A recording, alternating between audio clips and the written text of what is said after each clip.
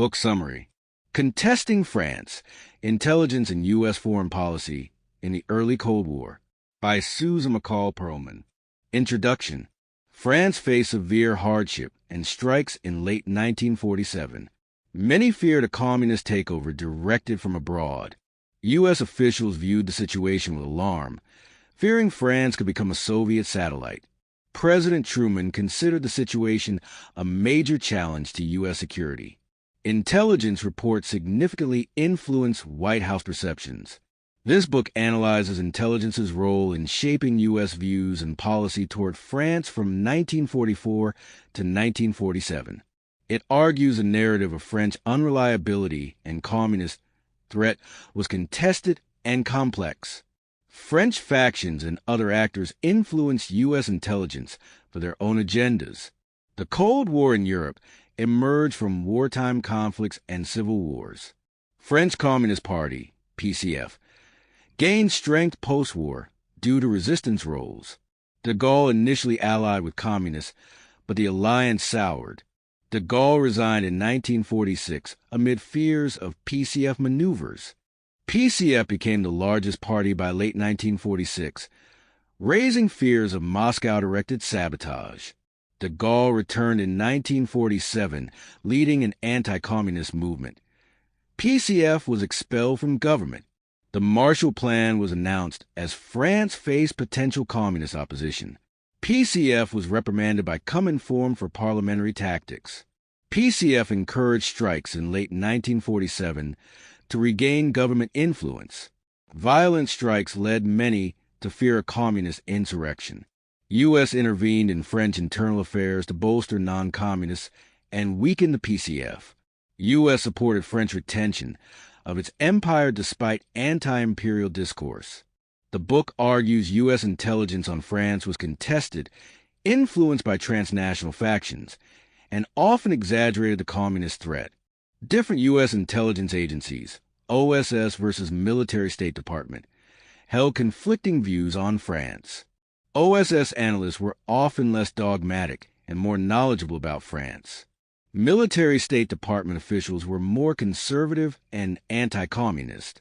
Alarmist narratives ultimately dominated U.S. policy. Transnational factions, Les Américains versus Les Nationaux, influenced U.S. intelligence. Conservative French factions amplified the communist threat to gain U.S. support. OSS sources presented a more resilient view of France. French agencies shaped U.S. policy and the post-war order.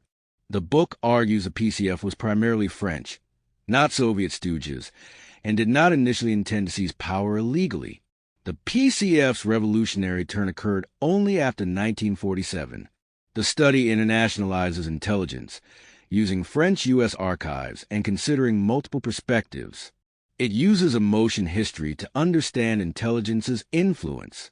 A trans-imperial lens examines dynamics between France and its empire. Imperial concerns were intertwined with domestic fears of communism. The book uses source, informant, and contact interchangeably for information providers. Chapter 1. Liberation 1944 was a harsh year under occupation. Parisians faced shortages and fear. Allied bombings and internal denunciations increased tensions. Some French feared communist takeover during liberation chaos. De Gaulle's triumphant return sealed his authority. Post-liberation France faced shortages and reconciliation challenges. U.S. officials' dealings with Vichy figures alienated many French. Concerns about communism permeated U.S.-French negotiations in 1944. OSS analyst William Coren noted negative American views of the French. Coren argued French factions influenced U.S. military officers' perceptions. Prevailing U.S. image: France weak, apathetic, bent on revolution, disliked Americans.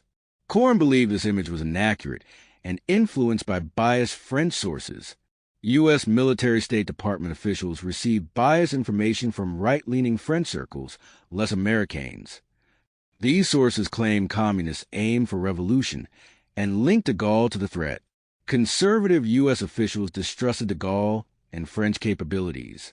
U.S. diplomats maintained contact with Vichy elements like de Gaulle who warned against de Gaulle and the PCF. Former French officials Léger, Crocicchia, Lemaigre du Brou, Laurent lobbied U.S. officials against de Gaulle, citing communist threat. General Giroux's faction used intelligence, dossier Mornay, to discredit de Gaulle with U.S. officials like Roosevelt and Leahy. Admiral Leahy, a de Gaulle critic, used the dossier against recognizing de Gaulle's committee. Polish government in exile provided intelligence reinforcing anti-Gaullist, anti-PCF narratives. French émigrés Vignaux, Paubers, echoed similar charges to U.S. intelligence. U.S. military attaches received biased intelligence from Paris police and figures like General Mott. Mott's sources were found to be Vichy collaborators. Colonel Solberg, another attaché, had dubious connections. Despite landings and resistant effectiveness, Roosevelt resisted recognizing de Gaulle's provisional government, GPRF. State Department officials eventually pushed for recognition, realizing de Gaulle was inevitable.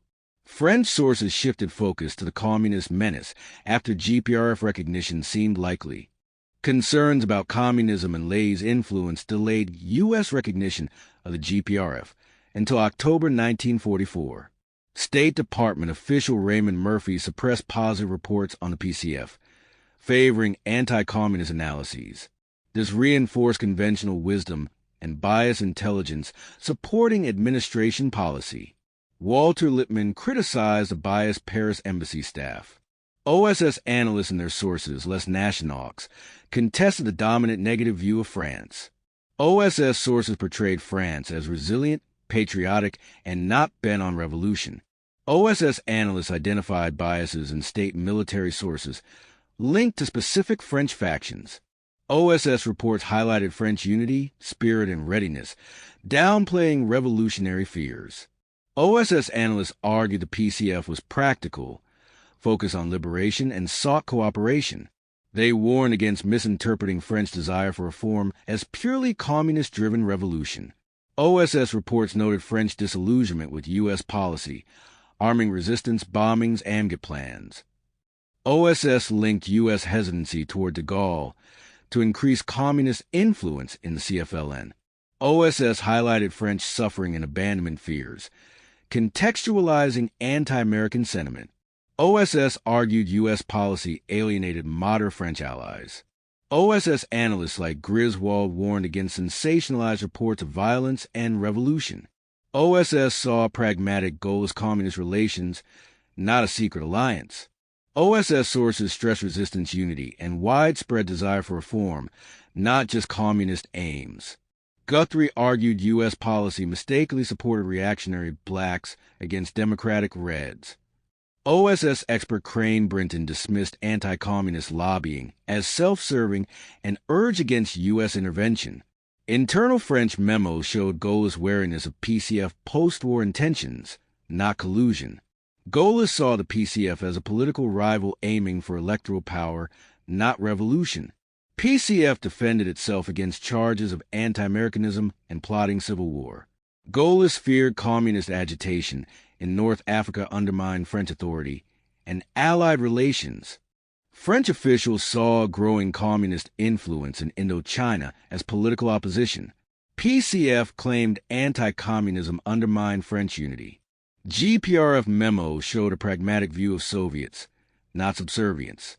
French officials contested the influence of discredited Les Américains on U.S. policy. U.S. obsession with communism pushed France toward pragmatic Soviet relations. The desire to project strength was about outmaneuvering rivals and asserting legitimacy. Corrin's critique was valid. Biased French sources influenced U.S. policy, hindering relations.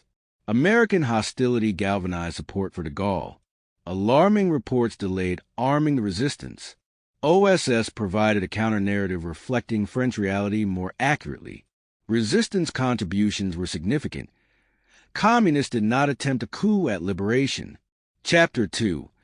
Civil War post-liberation France faced reconstruction, reconciliation, and coalition challenges. De Gaulle and PCF rivalry intensified over France's future. Some saw France as a cauldron smelting socialism and liberty. PCF's growing strength and deteriorating Franco-Soviet relations heightened communist threat perception. French factions continued warning U.S. officials about communist subversion. French officials used anti-communism to gain U.S. aid, framing France as pro-American but needing help. Internal French documents viewed PCF as political rivals, not immediate revolutionaries. Roosevelt's death brought Truman, inexperienced in foreign policy, to power. Truman relied on anti-communist advisors like Admiral Leahy. State Department's anti-communist European division gained influence. Embassy cables often portrayed communism as aggressively advancing in Europe. Leahy filtered intelligence for Truman, retaining interest in France.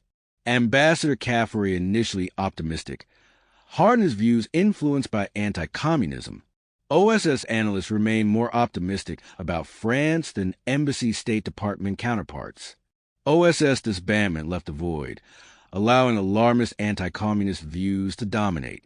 French informants outside government continued using communist threat to undermine rivals. Military Intelligence Service reports blamed PCF gains on deception and government weakness. Discredited collaborators warned Caffery of government weakness and coming crisis. Caffery echoed charges of government incompetence benefiting the PCF. Raymond Murphy saw PCF prepare to strike politically, using CGT for general strike. Tebouys warned Murphy of communist plans to seize power around Bastille Day. When coups failed to materialize, officials shifted to boring from within theories. Chipman argued Soviets controlled PCF, aiming for dictatorship. War Department reported communist arms caches found near Nîmes before elections. Analysis often conflated capabilities with intentions and ignored contradictions. French officials informed U.S. about communist plans and government efforts to thwart them. De Gaulle refused PCF key ministries, accusing them of Moscow loyalty. French intelligence reported Gaulle's plans to politically attack PCF if needed. OSS analyst and military attaché Smith offered more hopeful views. They attributed PCF's strength to legitimate grievances and resistance role, not just subversion. OSS analyst Guthrie noted French socialists saw a threat of communism as a bargaining tactic with U.S. Smith's assistant Rockefeller reported de Gaulle showed political strength, not weakness. Iris refuted claims of de Gaulle's weakness, framing his actions as adaptive counter-revolution. Intelligence Chief de Wavrin, Passy, denied government weakness, seeing de Gaulle in command. OSS linked worker discontent to living conditions, not just communist ideology.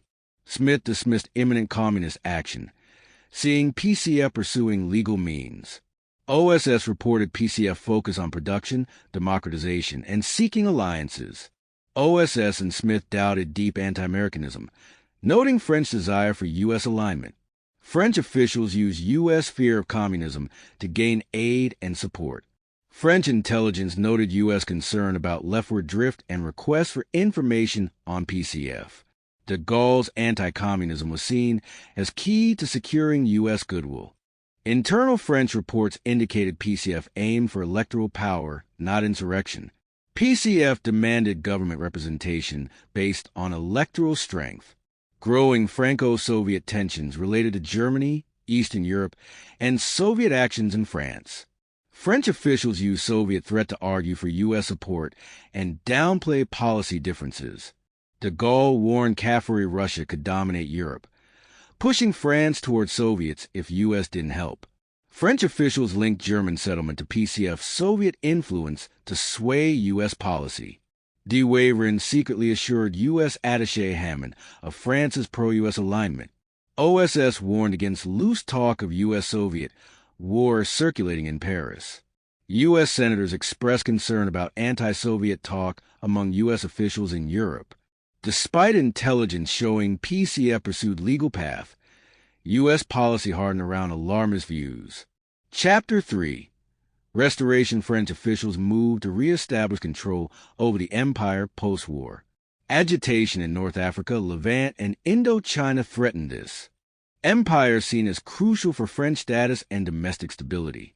French officials linked colonial agitation to communism to influence U.S. policy. They highlighted nationalist communist collusion in North Africa. Viet Minh were accused of Japanese collusion and anti-French sentiment. Internally, French saw PCF as political rivals, but externally framed them as part of a monolithic threat. De Gaulle warned Caffrey's lack of U.S. support in Indochina could push France toward Soviet orbit. U.S. anti-colonial sentiment shifted due to Europeanist influence, Soviet concerns, and Roosevelt's death. U.S. intelligence in colonies was limited. OSS liberals sympathized with locals. Military intel aligned with French colonials. French officials worked to convince U.S. that trusteeship dream was dead due to communist menace. Early 1945 French reports saw tenuous links between North African nationalists and communists. General mass warned communist propaganda exploited local grievances, undermining French authority. French officials monitored alleged contacts between North African communists and PCF in Metropole. Some reports suggested PCF hesitated to fully back colonial liberation due to its government role. Nationalist groups sought Anglo-Saxon support, distancing themselves from communism. U.S. officials began inquiring about communist activity in Morocco. French officials feared nationalists exploited communist propaganda. Riots in Sétif and Guelma, May 1945, signaled rebellion. French officials blamed political agitation, downplaying famine, and linked nationalists to communists. Colonial officials asked PCF leaders in Paris to restrain local parties. Communist methods seen as more dangerous in colonies, potentially leading to insurrection. Growing links seen between unrest in Levant and Algeria. French feared Soviet activity and nationalist attempts to internationalize their struggle. Nationalist tracts appealed to Anglo-American anti-communism against French rule. PCF electoral success in North Africa fueled concerns about communist-nationalist alliance. Algerian communists shifted rhetoric towards an Algerian nation, alarming officials. French officials worried about Viet Minh popularity and anti-French sentiment in Indochina. Japanese coup, March 1945, increased Viet Minh importance to allies. French officials worked to influence U.S. policy, arguing Indochina was vital for France's domestic stability and regional influence. They argued U.S. should support France against Soviet influence, mirroring British arguments about India. Vietnamese communists launched August Revolution. French highlighted alleged Japanese collaboration and anti-French aims. French Foreign Ministry instructed embassy to stress communist threat in Viet Minh to U.S. officials. High Commissioner D'Argeneu claimed Viet Minh were France's irreconcilable enemies. French officials rebuffed Soviet attempts to gain presence in Indochina. General Leclerc advocated show of force against Viet Minh before negotiations. U.S. intelligence in Indochina focused on defeating Japan. U.S. military used French colonial informants. OSS cooperated with Viet Minh. French officials concerned about OSS contacts with Vietnamese revolutionaries. OSS officer Patty met Ho Chi Minh, finding him dedicated but anti-French. U.S. policy shifted towards accepting French return to Indochina due to Soviet concerns and French pressure. State Department Europeanists prioritized French stability over anti-colonialism. OSS analysts remained critical of French colonialism and dubious of communist threat there. OSS studies noted French domestic parties influenced colonial cliques. Left parties favored autonomy, not independence. OSS noted French settler resistance to any power devolution. U.S. intelligence on North Africa was sparse post-liberation. OSS noted French interest in U.S. intelligence activity there. Military intel Jacana received reports from French officers on communist penetration. Spanish military warned U.S. attaches of communist nationalist bonds in Morocco. OSS reported contrary findings, nationalist communist suspicion. Focus on misery as root cause. Jacana aligned with French views after Sétif riots, downplaying famine cause. OSS reported famine threat, and French left blaming colons for unrest. Right-wing anti-communists used Soviet specter to gain U.S. attention on Levant. State Department noted French attempt to balance U.S.-UK with Soviets in Levant. U.S. policy increasingly linked North Africa stability to preventing Soviet influence. U.S. policy shifted towards accepting French empire restoration due to communist concerns. French officials successfully tied colonial movements to domestic Soviet communist threat. OSS dissent marginalized, anti-communist narrative prevailed. Chapter 4. March to Power de Gaulle, resigned January 1946, citing return to regime of parties. His departure created uncertainty. Communists saw opportunity. U.S. images of France now shaped more by anti-communism than de Gaulle's personality.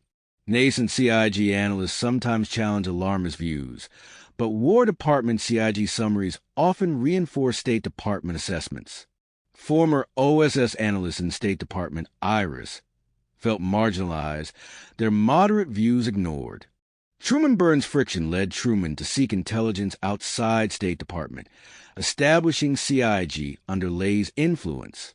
War Department Intel, SSU, MID, expanded focus, providing summaries reinforcing anti-communist views. French anti-communists use intelligence channels to reassure U.S., assert agency, and gain support. French officials manage U.S. perceptions carefully, needing loans for recovery. Stalin's February 1946 speech and Kennan's long telegram-hardened Cold War divide. French officials noted hardening U.S. policy after Churchill's Iron Curtain speech. MID intelligence review began, reinforcing existing agency views. CIG Daily Summary largely reproduced Caffery dispatches, offering little independent analysis. French sources offered dual narratives: imminent communist takeover versus anti-communist readiness. Ex-communist sources detailed PCF's alleged dual strategy: legal path plus preparations for illegal action, boring within military, shock troops, arms caches. Interior Ministry Intelligence Chief Berga fed Chipman info on communist arms seeking. Chipman, deeply anti-communist, actively reported on PCF subversion. Anti-communist sources reported efforts to unify non-communist groups, involving figures like Malraux and military leaders. Rumors of imminent communist coup circulated in spring 1946, linked to constitutional referendum. Military attaché reported PCF plan to seize power May 6th if Constitution rejected, targeting U.S. Army supplies. McNarney requested authority to move U.S. troops into France. State Department questioned timing response, but Truman sided with War Department Leahy. Caffery outlined PCF's alleged dual plan. Legal takeover if referendum passed, coup if failed. Constitution narrowly defeated May 5th. No coup occurred.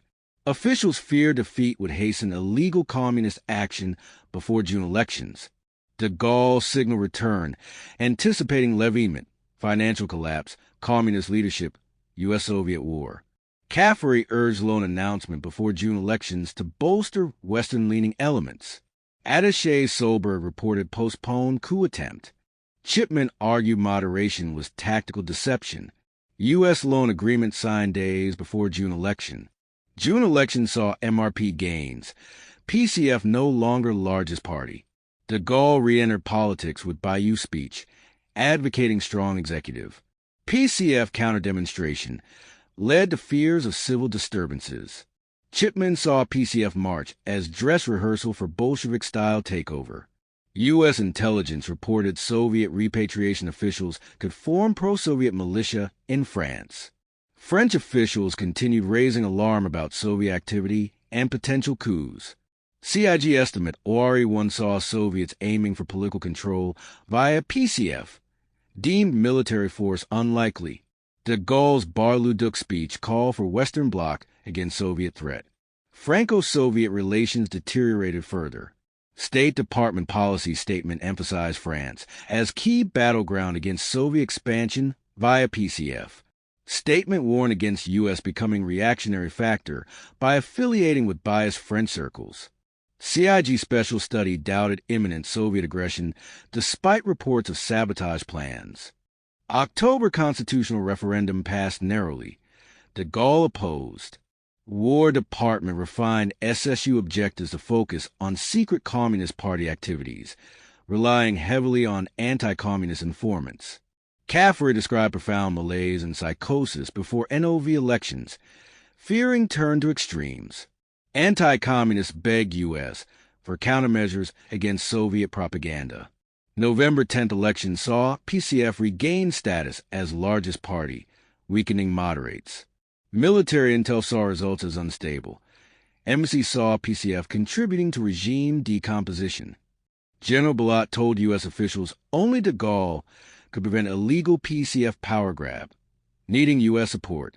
CIG Director Vandenberg disputed CAFRE's claim PCF could seize power by force, citing Army loyalty and anti-communist resistance. Lyo and Blum formed Socialist Caretaker Government December 16th. U.S. officials linked French colonial situations to metropolitan politics and Cold War. Soviets seen potentially valuing Indochina within French Union if France went communist. State Department recognized French sovereignty over colonies, prioritizing European stability. French officials privately concerned about communist activity in colonies, while publicly assuring U.S. policy in North Africa aimed to prevent Soviet control, favoring gradual self-government but supporting French rule if non-communist. Policy acknowledged dilemma between anti-colonial principles and anti-communist goals. Interventionist policy considered if France fell to communism. PCF expulsion and anti-Americanism left Vietnamese communists freer but isolated. War erupted in Indochina, December 1946, after Haiphong clashes. French officials claimed proof of Ho's Moscow links. U.S. increasingly concerned but Consul O'Sullivan skeptical. State Department advisor Moffat concluded Vietnam government was communist-linked, but French influence needed as antidote to Soviets Chinese. OJAR analysts blamed French intransigence for war, disputing communist menace narrative. French officials successfully recast Vietnam problem as Cold War issue for U.S. Chapter 5. Levyman events of 1947. Truman Doctrine, Marshall Plan, PCF expulsion come inform intensified Cold War climate. Concerns grew about quality and bias of intelligence on France. CIA officer Montague lamented lack of deep analysis on France, the key to Western Europe. Secretary Marshall criticized amateur gumshoe artists in military missions. State Department's ODR descended from CIA estimates but was marginalized. U.S. consular officials in colonies resisted alarmist claims from Washington, Paris. French noted U.S. intelligence used suspect sources, jailed collaborators. Embassy CIG saw PCF shifting tactics to influence policy from within government. CIG estimated Soviets preferred subtle tactics, avoiding war. Internal French analysis saw PCF pursuing prudent attentism, avoiding power grabs. Publicly, French officials, Bidault, expressed pessimism, warning of communist plans to eradicate Western civilization. Reports continued on alleged international brigades, arms caches, Soviet agents. French military feared communist infiltration, undermining readiness. Communist Defense Minister Billis replaced key Air Force officers with left-leaning figures. CAFRE Chipman contested views PCF was too weak for a coup, arguing they could seize power, but Soviet policy constrained them. Truman Doctrine announcement, March 1947, coincided with French government confirming arms caches, mostly linked to left. Crisis over Indochina military credits nearly brought down Remedier government, March 1947. Compromise allowed government survival, but tensions remained. OJAR warned of polarization. French officials noted hardening U.S. attitudes, influenced by anti-communists like Bullitt and Leahy. De Gaulle announced RPF movement, positioning himself as anti-communist alternative. PCF expelled from Remedier government May 1947 over wage policy opposition. U.S. saw expulsion positively. CAFRE urged aid to prevent PCF return. French intel suggested PCF caught off guard, wanted back in government Marshall Plan, announced June 1947. PCF saw it as Truman Doctrine application. U.S. feared PCF would sabotage Marshall Plan. Bolin suggested covert funds for anti-communists. Funding channeled via State Department CIA to split CGT. PCF position on colonies evolved post-expulsion. Fagan invoked right of divorce, but argued against separation. U.S. officials' intel continued linking colonial movements to communism despite local doubts. French officials emphasized Viet Minh's communism to U.S., possibly fabricated intel, Soviet teams. O'Sullivan remained skeptical of French timing and motives. Caffery supported French view, dismissing O'Sullivan's doubts. OIR again dissented, blaming French policy for provoking conflict, seeing communism claims as diversion. U.S. official Abbott criticized OIR's anti-French, pro-Vietnam slant. Bullitt sought proof of Ho's Moscow links during Vietnam visit. U.S. accepted French control in North Africa due to anti-communism, despite consular warnings. French feared Communist Nationalist alliance in North Africa, possibly Soviet-backed. Strikes erupted across France November 1947.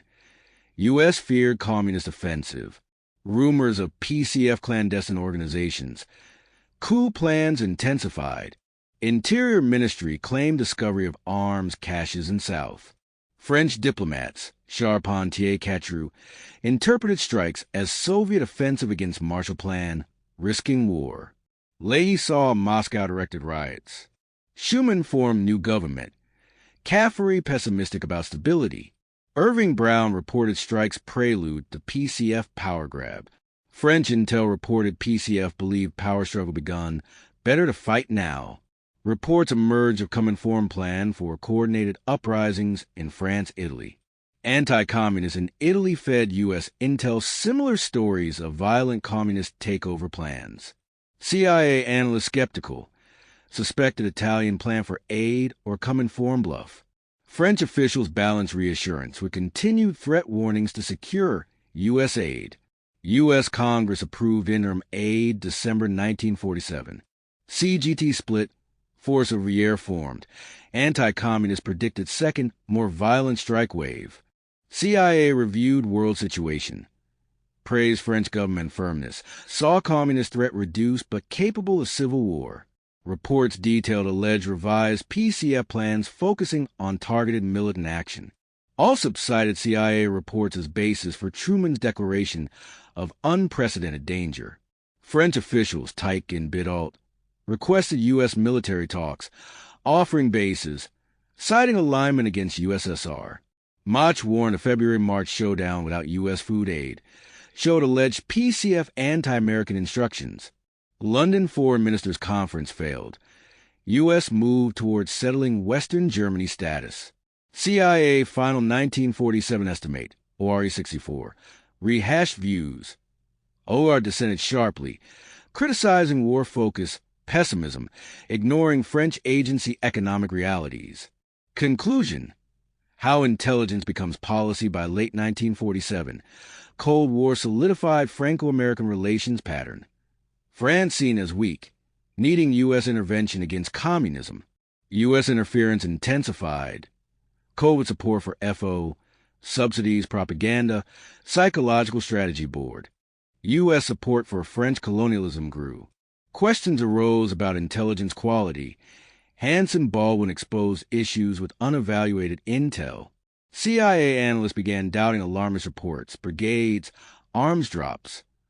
Investigations often failed to confirm sensational claims. Rumors exploited. Arms caches had multiple explanations beyond PCF plots, black market, Zionist right-wing groups. CIA analysts questioned Cominform reports sourced from biased anti-Soviets intel merchants. Cominform minutes revealed criticism of PCF legalism independence, not calls for revolution. Intelligence failures stem from biased sources, lack of corroboration, cognitive biases, ignoring French colonized agency. Prevailing narrative persisted despite dissent, due to agency divisions and Truman's preference for current intel over deep analysis. Intelligence has cumulative effect, shaping images that drive policy. Alarmist reports normalize extreme views. Encouraged action lacked nuance. Intelligence influenced U.S. loans, propaganda, military posture, labor interventions, Vietnam policy. French officials used U.S. perceptions to gain aid and legitimacy. Narrative fed PCF paranoia, contributing to revolutionary turn, and Torres's 1949 affirmation. OSS disbandment removed crucial alternative viewpoints. Case shows importance of considering contradictory intel and source motivations. Highlights challenge of assessing intentions versus capabilities. U.S. officials drew wrong lessons, attributing lack of coup to successful intervention, not potentially flawed intel. Experience informed later interventions. Italy 1948, Global South. Parallels drawn to Iraq WMD intelligence failures, groupthink, source issues, ignoring contrary evidence.